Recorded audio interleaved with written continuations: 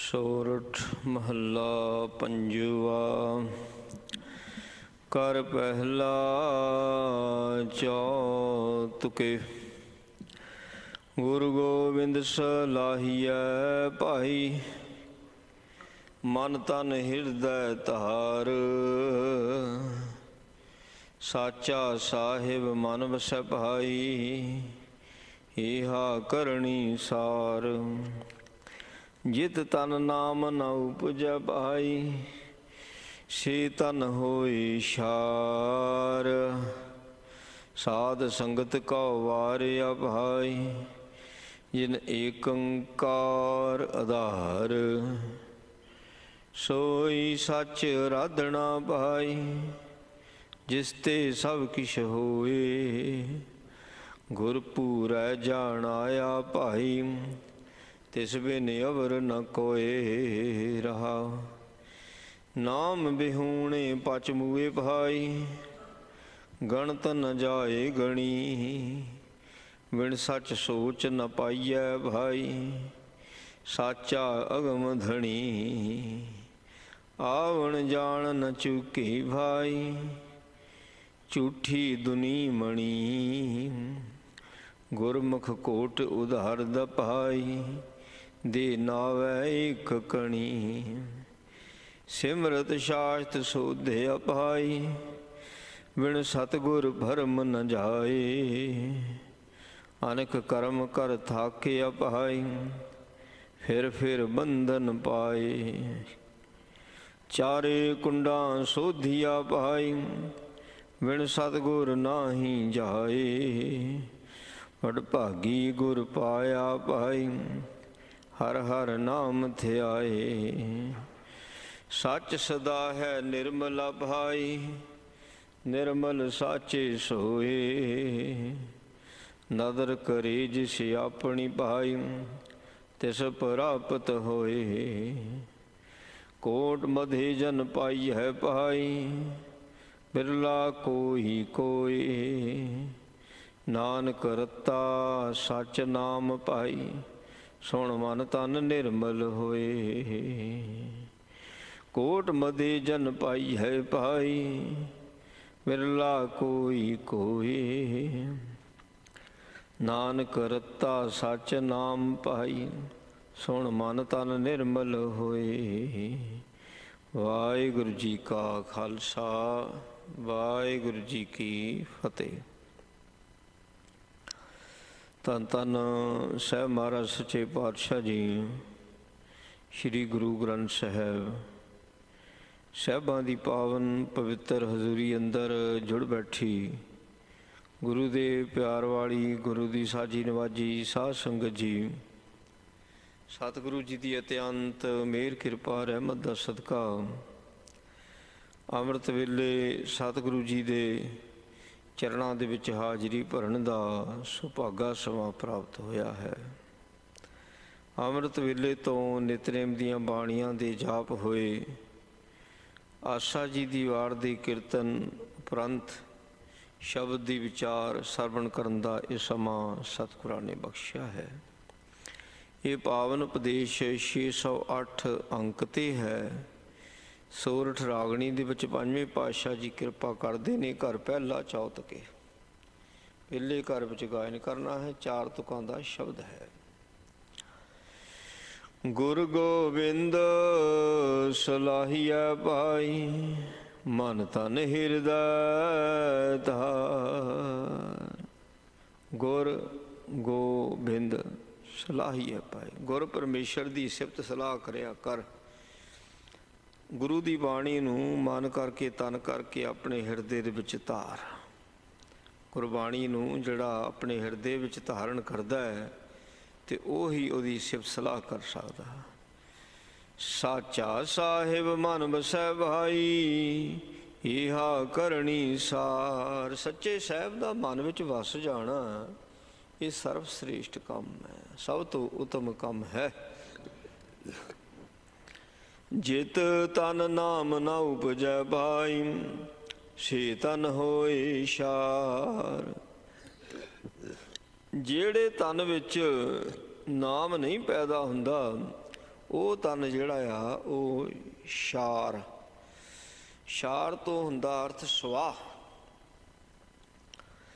ਭਾਵ ਜੇ ਅਸੀਂ ਸਰੀਰ ਦੇ ਨਾਲ ਬੰਦਗੀ ਨਹੀਂ ਕਰਦੇ ਤਾਂ ਇਹ ਸਰੀਰ ਇੱਕ ਮਿੱਟੀ ਦੀ ਢੇਰੀ ਹੈ ਜੀ, ਕਿਸੇ ਕੰਮ ਨਹੀਂ, ਵਿਅਰਥ ਹੈ, ਵਿਅਰਥ ਹੈ, ਸਵਾਹ ਦੀ ਢੇਰੀ ਹੈ। ਜਿਸ ਤਨ ਦੇ ਨਾਲ ਆਪਾਂ ਨਾਮ ਨਹੀਂ ਜਪਦੇ, ਜਿਸ ਤਨ ਦੇ ਵਿੱਚੋਂ ਨਾਮ ਪੈਦਾ ਨਹੀਂ ਹੁੰਦਾ, ਜਿਸ ਹਿਰਦੇ ਦੇ ਵਿੱਚੋਂ ਨਾਮ ਪੈਦਾ ਨਹੀਂ ਕਰਨ, ਤਨ ਮੈਂ ਮਨੂ, ਮਨ ਵਿੱਚ ਨਾਮ ਨਹੀਂ ਪੈਦਾ ਹੁੰਦਾ, ਵੀ ਇਹ ਤਨ ਕਿਸ ਅਰਥ, ਸੋ ਇਹਦਾ ਫਿਰ ਸਵਾਹ ਦੀ ਢੇਰੀ ਆ ਕਹਿੰਦੇ। ਸਾਧ ਸੰਗਤ ਕਉ ਵਾਰਿਆ ਭਾਈ, ਜਿਨ ਏਕ ਓੰਕਾਰ ਆਧਾਰ। ਸਾਧ ਸੰਗਤ ਤੋਂ ਮੈਂ ਵਾਰਨੇ ਬਲਿਹਾਰਨੇ ਜਾਣਾ, ਕਿਉਂਕਿ ਸਾਧ ਸੰਗਤ ਦਾ ਇੱਕੋ ਹੀ ਆਧਾਰ ਹੈ। ਜਿਹੜੇ ਸਤ ਸੰਗੀ ਹੁੰਦੇ ਨੇ ਉਹਨਾਂ ਦਾ ਆਧਾਰ ਕੇਵਲ ਨਾਮ ਹੁੰਦਾ। ਸਾਧ ਸੰਗਤ ਦਾ ਇੱਕੋ ਹੀ ਆਧਾਰ ਹੋਇਆ ਪਰਮੇਸ਼ਰ ਦਾ ਨਾਮ। ਇਸ ਕਰਕੇ ਮੈਂ ਹਰ ਵਕਤ ਅੱਠੇ ਪੈਰ ਸਤ ਸੰਗਤ ਤੋਂ ਕੁਰਬਾਨ ਜਾਂਦਾ। ਸੋਈ ਸੱਚ ਅਰਾਧਣਾ ਭਾਈ, ਜਿਸ ਤੇ ਸਭ ਕੁਛ ਹੋਏ। ਜੋ ਕੁਛ ਵੀ ਸੰਸਾਰ ਦੇ ਵਿੱਚ ਹੋ ਰਿਹਾ ਹੈ ਉਹ ਸੱਚ ਤੋਂ ਹੀ ਹੋ ਰਿਹਾ ਹੈ, ਨਿਰੰਕਾਰ ਤੋਂ ਹੋ ਰਿਹਾ ਹੈ। ਇਸ ਕਰਕੇ ਮੈਂ ਤਾਂ ਉਸ ਸੱਚ ਦੀ ਹੀ ਅਰਾਧਨਾ ਕਰਦਾ, ਕਿਉਂਕਿ ਇਸ ਸੰਸਾਰ ਦੇ ਵਿੱਚ ਸਾਰਾ ਕੁਝ ਉਸ ਦੇ ਹੁਕਮ ਦੇ ਵਿੱਚ ਹੋ ਰਿਹਾ ਹੈ। ਉਹਨੂੰ ਮੇਰੀ ਨਮਸਕਾਰ ਹੈ। ਗੁਰਪੂਰੈ ਜਾਣਾਇਆ ਭਾਈ, ਤਿਸ ਬਿਨਿ ਅਵਰ ਨਾ ਕੋਇ। ਜਾਣਾਇਆ ਦਾ ਅਰਥ ਹੁੰਦਾ ਸੋਝੀ ਮਿਲ ਜਾਣੀ, ਸੋਝੀ ਜਣਾ ਦੇਣਾ, ਸਮਝਾ ਦੇਣਾ। ਪੂਰੇ ਗੁਰੂ ਨੇ ਮੈਨੂੰ ਸੋਝੀ ਤੇ ਦਿੱਤੀ। ਉਹਦੀ ਸੋਝੀ ਹੈ ਇਹ ਆ ਵੀ ਤਿਸ ਬਿਨ ਅਵਰ ਨਾ ਕੋਈ, ਵੀ ਨਿਰੰਕਾਰ ਤੋਂ ਬਿਨਾ ਹੋਰ ਕੁਝ ਵੀ ਨਹੀਂ ਹੈ ਜੀ।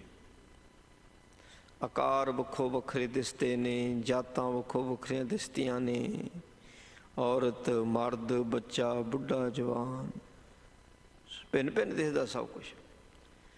ਪਰ ਜਿਨ੍ਹਾਂ ਨੇ ਆਪਣੇ ਅੰਤਰਾਤਮੇ ਦੀ ਜੋਤ ਨੂੰ ਜਾਣਿਆ ਪਛਾਣਿਆ, ਉਹ ਕਹਿੰਦੇ ਸਭ ਮੈਂ ਜੋਤ ਜੋਤ ਹੈ ਸੋਈ। ਉਹ ਜੋਤ ਤੱਕਦੇ ਨੇ, ਉਹ ਸਰੀਰ ਨਹੀਂ ਵੇਖਦੇ, ਉਹਨਾਂ ਨੇ ਜੋਤ ਨੂੰ ਵੇਖਣਾ ਹੁੰਦਾ ਹੈ। ਇਸ ਕਰਕੇ ਮਹਾਰਾਜ ਸੱਚੇ ਪਾਤਸ਼ਾਹ ਕਹਿੰਦੇ ਨੇ, ਕਹਿੰਦੇ ਵੀ ਗੁਰੂ ਪੂਰੇ ਨੇ ਮੈਨੂੰ ਇਹ ਸੋਝੀ ਦੇ ਦਿੱਤੀ। ਮੈਂ ਹੁਣ ਸਮਝ ਚੁੱਕਾ ਇਹ ਗੱਲ ਕਿ ਸਾਰੇ ਪਾਸੇ ਨਿਰੰਕਾਰ ਹੀ ਨਿਰੰਕਾਰ ਹੈ। ਤਿਸ ਬਿਨ ਖਾਲੀ ਕੋ ਨਹੀਂ, ਉਹਦੇ ਤੋਂ ਬਿਨਾਂ ਖਾਲੀ ਜਗ੍ਹਾ ਹੈ ਹੀ ਕੋਈ ਨਹੀਂ। ਥਾਨ ਥਨੰਤਰ ਰਵ ਰਿਹਾ, ਥਾਨ ਥਾਨ ਦੇ ਅੰਤਰ ਤੇ ਉਹ ਰਵਿਆ ਹੋਇਆ ਹੈ। ਪਾਣੀ ਹੈ, ਧਰਤੀ ਹੈ, ਆਕਾਸ਼ ਹੈ, ਪਤਾਲ ਹੈ, ਹਰੇਕ ਜਗ੍ਹਾ ਤੇ ਉਹਦੀ ਹੋਂਦ ਮੌਜੂਦ ਹੈ। ਕਹਿੰਦੇ ਮੈਨੂੰ ਇਹ ਪੂਰੇ ਗੁਰੂ ਨੇ ਇਹ ਸੋਝੀ ਦਿੱਤੀ, ਪੂਰੇ ਗੁਰੂ ਨੇ ਮੈਨੂੰ ਇਸ ਚੀਜ਼ ਦਾ ਗਿਆਨ ਕਰਾ ਦਿੱਤਾ। ਰਹਾਉ ਨਾਮ ਬਿਹੂਣੇ ਪਚ ਮੂਏ ਭਾਈ, ਗਣਤ ਨ ਜਾਏ ਗਣੀ। ਹੁਣ ਸੰਸਾਰ ਵਿੱਚ ਆ ਕੇ ਜਿਨ੍ਹਾਂ ਨੇ ਨਾਮ ਨਹੀਂ ਜਪਿਆ ਮਰ ਗਏ। ਉਂਝ ਤਾਂ ਸਾਰਿਆਂ ਨੇ ਸੰਸਾਰ ਤੋਂ ਜਾਣਾ, ਮਰਨ ਵਿੱਚ ਵੀ ਫਰਕ ਹੈ।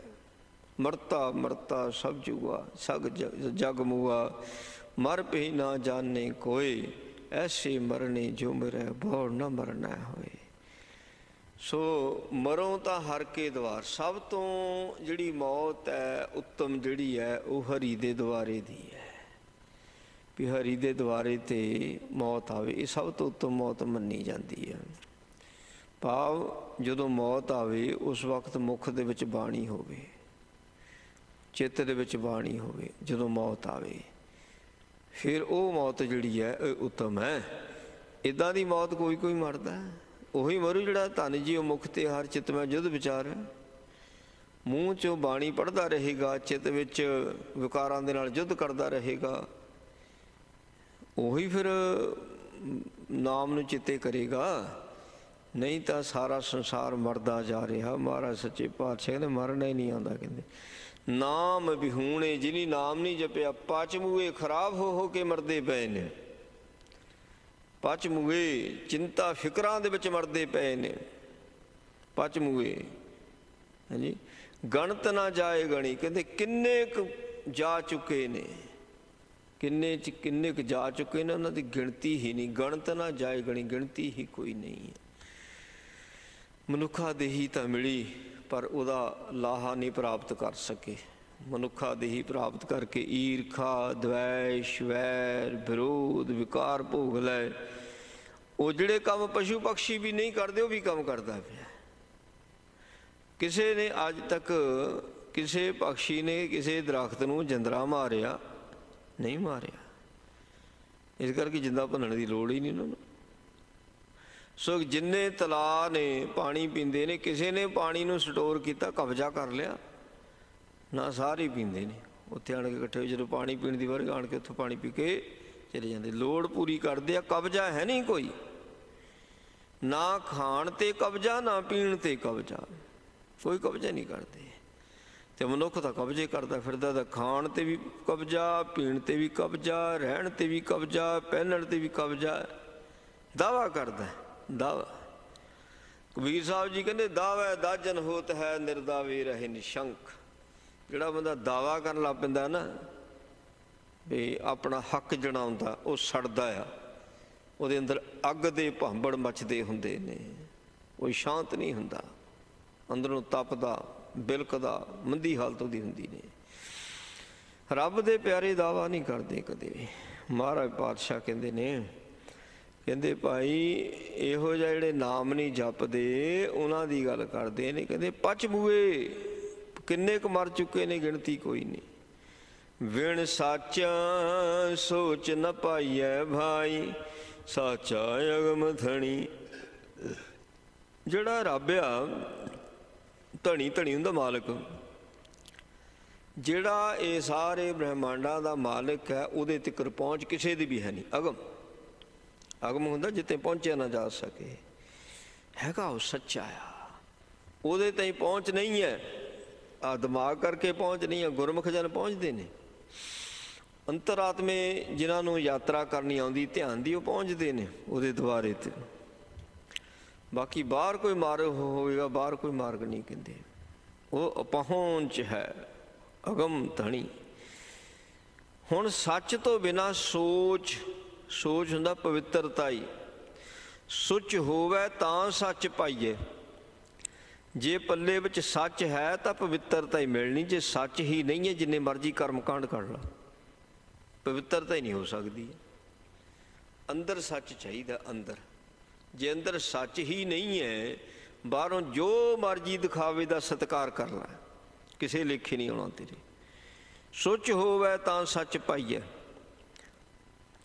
ਅਤੇ ਫਿਰ ਅੰਦਰਲੀ ਪਵਿੱਤਰਤਾ ਜ਼ਰੂਰੀ ਹੈ ਜੇ ਸੱਚ ਨੂੰ ਪਾਉਣਾ। ਜੇ ਹੁਣ ਸੱਚ ਨੂੰ ਪਾਉਣਾ ਤਾਂ ਫਿਰ ਸੋਚ ਅੰਦਰਲੀ ਪਵਿੱਤਰਤਾ ਚਾਹੀਦੀ। ਮਹਾਰਾਜ ਕਹਿੰਦੇ ਅੰਦਰਲੀ ਪਵਿੱਤਰਤਾ ਆਉਂਦੀ ਹੀ ਅਕਾਲ ਪੁਰਖ ਪਰਮਾਤਮਾ ਦੀ ਕਿਰਪਾ ਦੇ ਨਾਲ ਹੈ।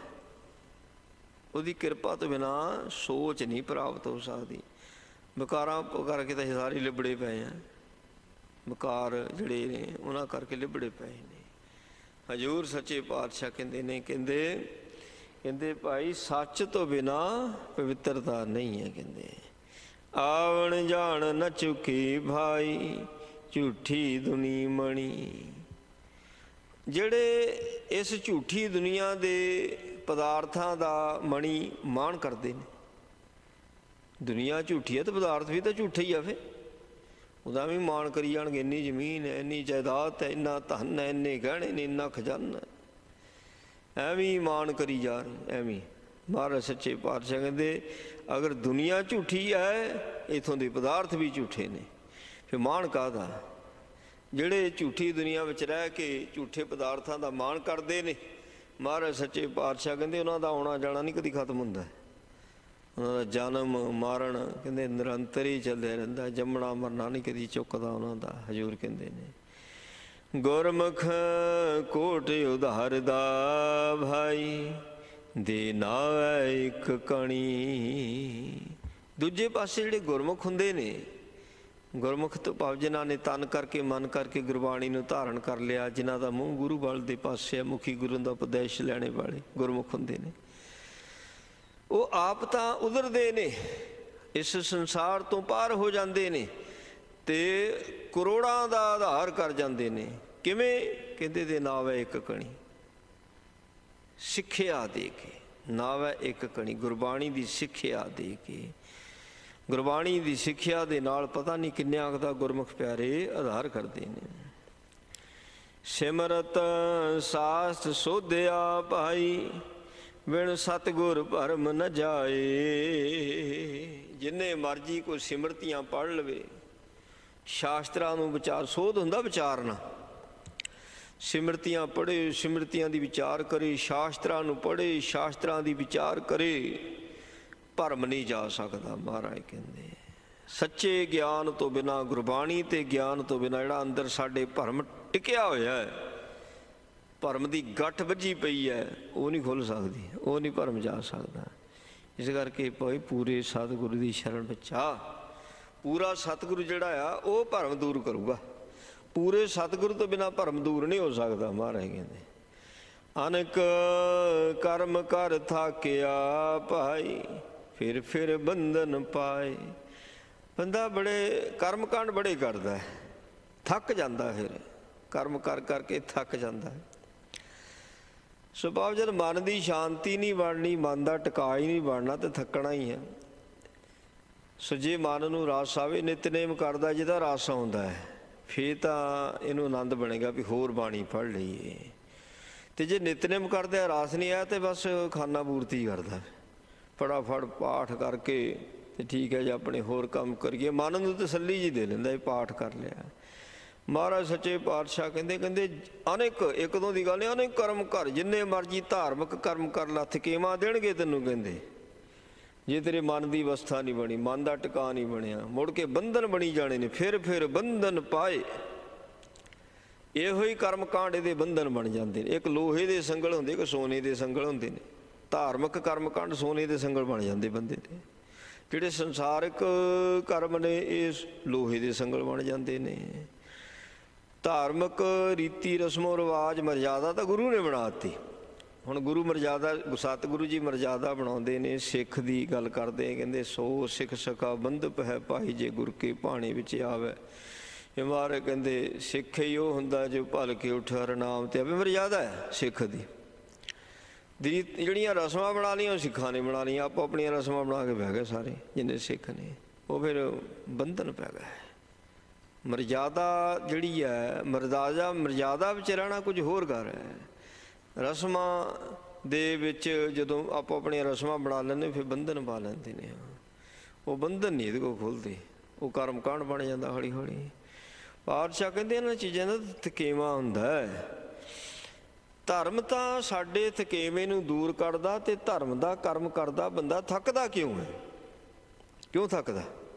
ਧਰਮ ਤਾਂ ਬੰਦੇ ਦਾ ਥਕੇਵਾਂ ਦੂਰ ਕਰਦਾ, ਕਿਉਂਕਿ ਰਸਮਾਂ ਬਣ ਗਈਆਂ, ਇਸ ਕਰਕੇ ਥੱਕ ਜਾਂਦਾ। ਕਹਿੰਦੇ ਇਸ ਕਰਕੇ ਥੱਕ ਜਾਂਦਾ। ਮਰਜ਼ਾਦਾ ਗੁਰੂ ਕੀ ਹੈ? ਮਰਜ਼ਾਦਾ ਅਨੁਸਾਰ ਰਹੇ, ਆਪੋ ਆਪਣੇ ਰੀਤੀ ਰਸਮਾਂ ਨਾ ਬਣਾਵੇ, ਮਰਜ਼ਾਦਾ ਦੇ ਵਿੱਚ ਰਹੇ।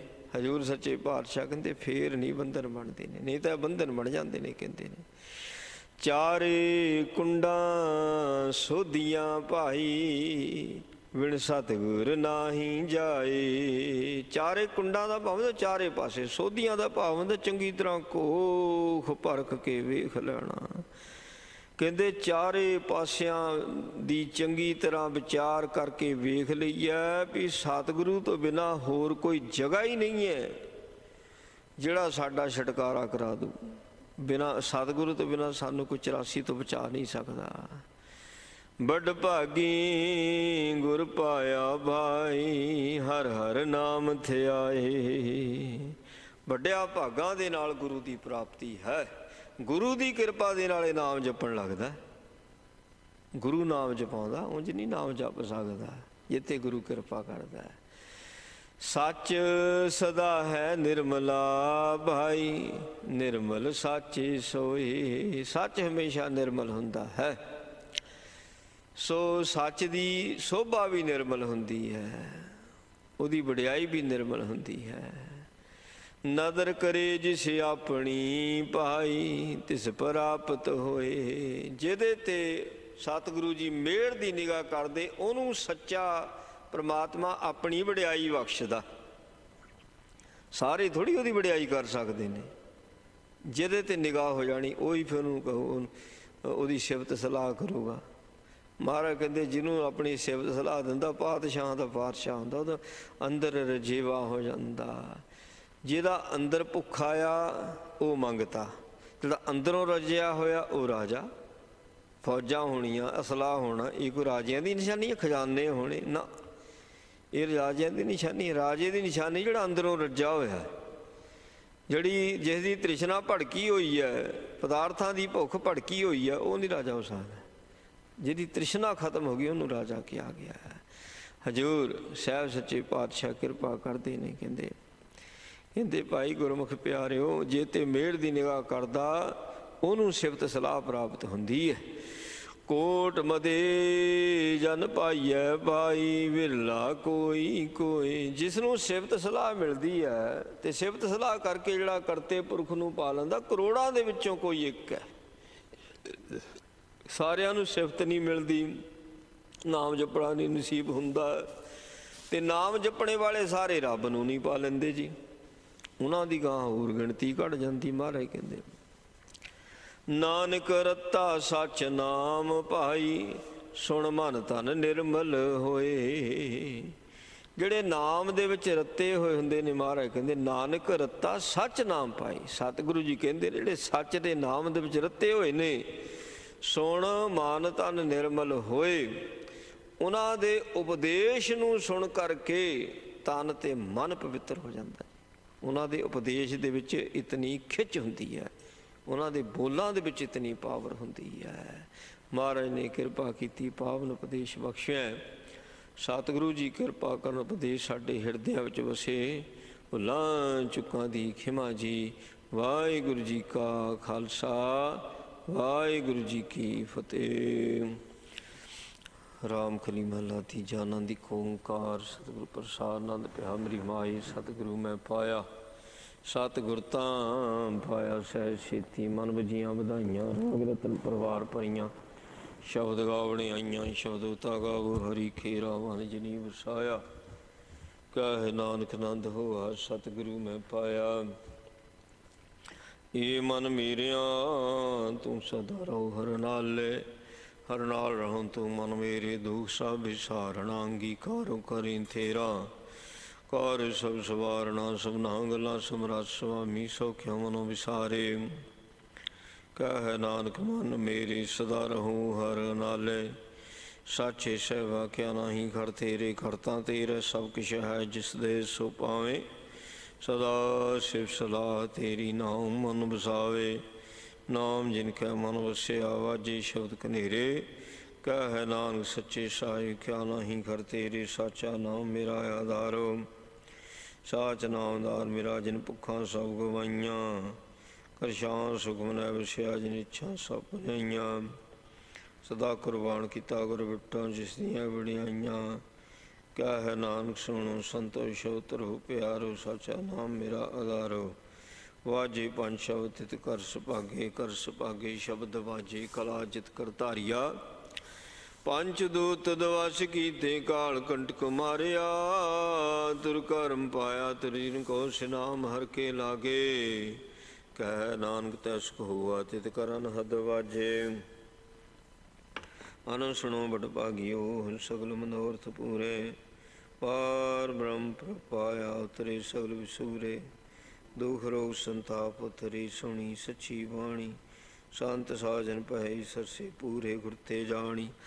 ਸੁਣ ਤੇ ਪਨੀਤ ਕਹਿ ਤੇ ਪਵਿੱਤ, ਸਤਿਗੁਰ ਰਹਿਆ ਭਰਪੂਰੇ।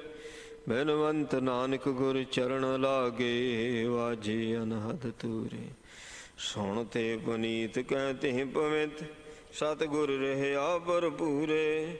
ਬਿਨਵੰਤ ਨਾਨਕ ਗੁਰ ਚਰਨ ਲਾਗੇ, ਵਾਜੇ ਅਨਹਦ ਤੂਰੇ। ਵਾਹਿਗੁਰੂ ਜੀ ਕਾ ਖਾਲਸਾ,